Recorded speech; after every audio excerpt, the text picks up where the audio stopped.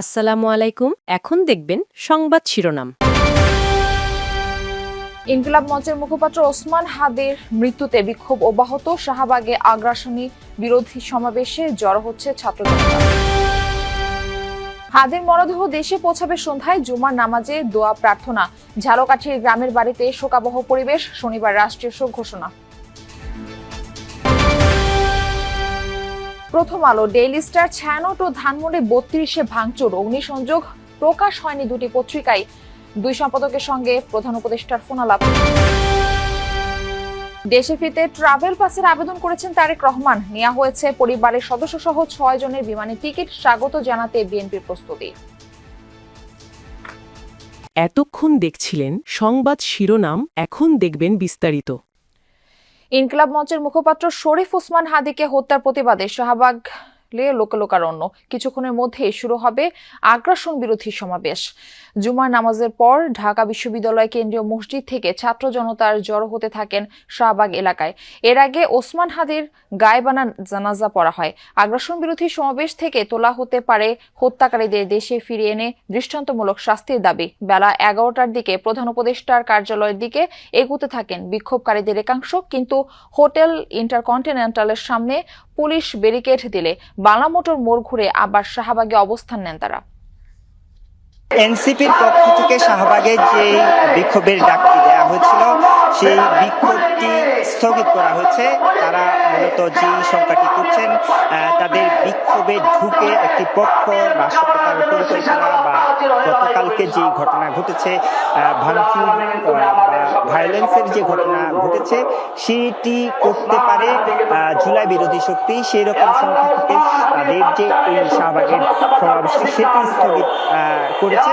এবং এর প্রেক্ষিতে কিন্তু যেহেতু সকাল থেকে মূলত এখানে বিভিন্ন, যেটি গতকালকে রাতেও ভোর পর্যন্ত অনেকে অপেক্ষা করছিলেন, ভোর হওয়ার পর সকাল থেকেই বিভিন্ন জায়গা থেকে বিভিন্ন প্রান্ত থেকে বিভিন্ন মানুষজন এখানে জড়ো হতে থাকেন এবং সেই জমায়েতটি এই অবস্থায় অর্থাৎ দুপুর নাগাদ এই পর্যন্ত এসেছে। বিভিন্ন জায়গা থেকে বিভিন্ন পক্ষ আসলে এই জায়গাটিতে অবস্থান নিয়েছেন এবং তাদের প্রতিবাদ জানিয়েছেন। কিছুক্ষণ আগে ইসলামী ছাত্র আন্দোলনের পক্ষ থেকে একটি সমাবেশ হয়েছে।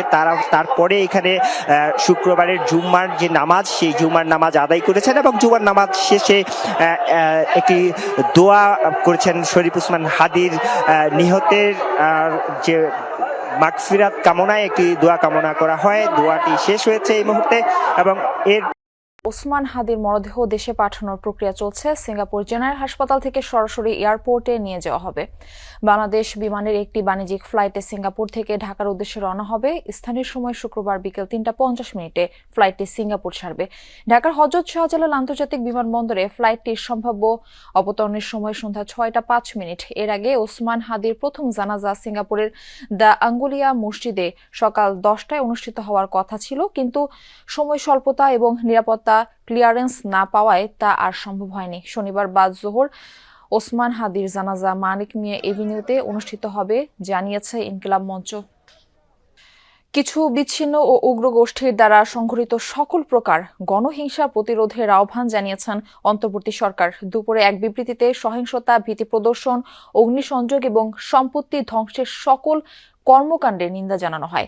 বৃহস্পতিবার রাতে ডক্টর মোহাম্মদ ইউনূস জাতির উদ্দেশ্যে দেয়া ভাষণে হাদির হত্যাকারীদের দ্রুত আইনের আওতায় আনার প্রতিশ্রুতি দেন। ভাষণে দেশবাসীকে ধৈর্য ধরার আহ্বান জানান তিনি। একই সাথে শনিবার একদিনের রাষ্ট্রীয় শোক ঘোষণা করেন প্রধান উপদেষ্টা। শুক্রবার দুপুরে অন্তর্বর্তী সরকারের বিবৃতিতে বর্তমান সময়কে দেশের ইতিহাসে গুরুত্বপূর্ণ উল্লেখ করা হয়।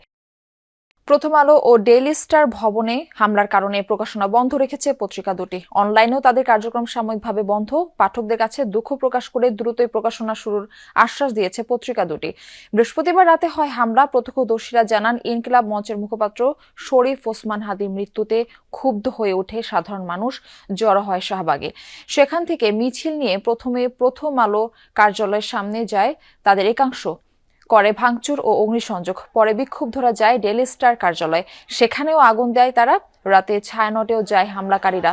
ভবনের ৪তলা পর্যন্ত ভাঙচুরের পাশাপাশি গুরুত্বপূর্ণ নথি নষ্ট করে। এদিকে সকালে প্রথম আলোর সামনে বিক্ষুব্ধ জনতার তোপের মুখে পড়েন সিনিয়র সাংবাদিক সেলিম খান। পরিস্থিতি নিয়ন্ত্রণে পুলিশের পাশাপাশি কাজ করছে সেনাবাহিনী ও বিজিবি। যারা পারপেট্রেটর, যারা এটার সাথে জড়িত, তাদেরকে আইনের আওতায় নিয়ে আসবো, এইটাই সকলের সহযোগিতা কামনা করি। কিন্তু এই যে ভাঙচুর করা, পুরানো, এটা তো রাষ্ট্রীয় সম্পদ নষ্ট হচ্ছে, এইটা অনাকাঙ্ক্ষিত। সকলকে ধৈর্য ধরে যে কোনো সিচুয়েশন মোকাবেলা করার জন্য আমি আহ্বান করি। মব সৃষ্টি করে প্রথম আলো, ডেইলি স্টার ও ছায়ানট ভাঙচুরের ঘটনায় প্রতিবাদ জানিয়েছে নাগরিক সমাজ। সকালে কারওয়ান বাজারে প্রথম আলো ও ডেইলি স্টার ভবনের সামনে উপস্থিত হন তারা। হাদি হত্যার বিচার দাবি করেন নাগরিক সমাজের প্রতিনিধিরা। তাদের পক্ষ থেকে বলা হয়, দেশকে পরিকল্পিতভাবে অস্থিতিশীল করার চেষ্টা করা হচ্ছে। উস্কানি দিয়ে আবারও শেখ হাসিনার কায়দায় দেশ বিভাজিত করার চেষ্টা করছে একটি মহল। তাদের প্রত্যেককে গ্রেফতারের দাবি জানান তারা। আজকে যদি আপনাদের মনে হয় যে আজকে প্রথম আলো, ডেইলি স্টার কিংবা ছায়ানট আক্রান্ত হলে আপনাদের সুবিধা, আপনাদেরকে জানিয়ে দিতে চাই, এই প্রতিশোধ পরায়ণতা কোনোভাবেই কোনো মানুষকে এই প্রতিশোধের আগুন থেকে বেঁচে থাকতে দেবে না।